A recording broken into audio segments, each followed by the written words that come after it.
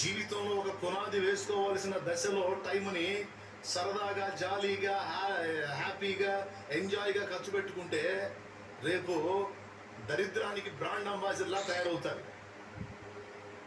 దేవునికి స్తోత్రం. దేనికి? దరిద్రానికి బ్రాండ్ అంబాసిడర్లా తయారవుతారు అన్నమాట. అది కాదు కరెక్ట్. ఇప్పటి నుంచే చదవాలనే చదువుకి కేటాయించబడ్డవాడు చదవాలి, కష్టపడాలి. ఆడపిల్లలైనా మగపిల్లలైనా యేసు ప్రభు నమ్మారా అంటే వాళ్ళు డబల్ చదువుతారా బాబు అన్నట్టు ఉండాలి. వాళ్ళు సరిగా చదవరు సార్ అన్నట్టు ఉండకూడదు. కష్టపడి చదవాలి, జాబ్ సాధించాలి. దానికోసం మనవంతు ప్రయాస ఉండాలి. దానికి దేవుడు తన కృప జోడిస్తాడు. ప్రయాసపడేవాడికి దేవుడు, నువ్వు దేవుని బిడ్డవు కనుక దేవుడు అది సక్సెస్ అయ్యేటట్టు చేస్తాడు.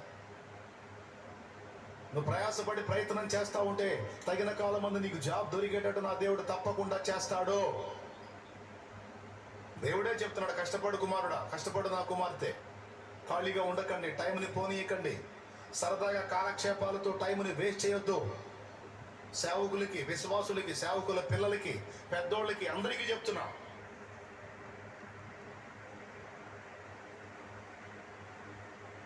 కౌలుకు తీసుకున్నావు పొలం, 1 ఎకరం తీసుకుని 1 ఎకరం సేద్యం చేస్తే 1 ఎకరం పంట, అది పండితే పండినట్లు, లేకపోతే పోయిందంటే నెత్తిన కొట్టేసుకోవటమే కాదు. 4 ఎకరాలు తీసుకో, 2 రకాల పంటలే. అందులో 1 రకం పంటే, 2 ఎకరాలు ఇంకో రకం పంటే, 4 ఎకరాలు. 2 ఎకరాలు పోయినా 2 ఎకరాలు నీకు లాభం వచ్చే అవకాశం ఉంటుంది. వరుస పోయినందుకు 2 చేతికి వచ్చినాయి అనుకో, దేవునికి స్తోత్రం. 2 తీసుకొని అందులో 1 రకం, ఇందులో 1 రకమే. ఇది పోయినా అది వచ్చింది, అది పోయినా ఇది ఉంటుంది. అట్ట కాదు, ఒకటే వేసి కూర్చుంటారు. ఇక వచ్చినట్లు అయితే కొట్టేసుకోవటమే. కొంచెం ఉపయోగించు, ప్రయత్నం చేయి, ప్రార్థన చేయి. దేవా ఐడియా అయ్యాయా,